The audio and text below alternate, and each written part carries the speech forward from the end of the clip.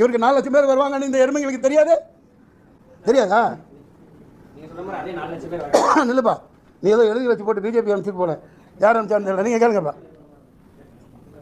ரத்தம் கொதிக்குது, தூக்கம் இல்லையா? மூஞ்சி பாருங்களேன்.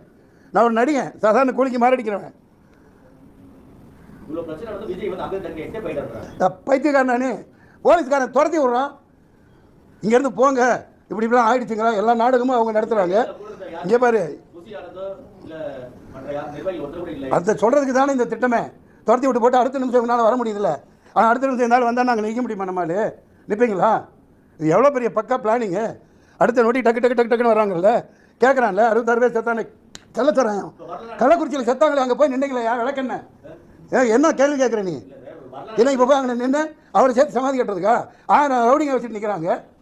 பதிகாரத்தனமாக கேள்வி கேட்குறீங்களா? யதார்த்தத்தை பேசுங்க, மக்களுக்கு உண்மையை சொல்லுங்கள். பிச் பண்ண கருவியா நீங்கள் இங்கே வராதிங்க. நான் எனக்கு என்ன கூட நடித்தவன், மக்கள் பார்த்துக்குவாங்க, மக்கள் பார்த்துக்குவாங்க. நான் ஒரு அதே தான் சொல்கிறேன். இப்போ அவர் வராமல் இருந்திருந்தா என்ன சொன்னீங்க? வீட்டுக்குள்ளேருந்து அரசியல் பண்ணுறார், வீட்டுக்குள்ளேருந்து ட்விட்டரில் போடுறாங்க, வெளியே வந்தால் அப்படி மக்களை வச்சு சாப்பிடுப்பீங்க. இப்போ எப்படி வெளியே வர்றது? யார் பாதுகாப்பில் வர்றது? தப்பு செய்தவன் தண்டனையை அனுபவிப்பான், அவ்வளோதான்.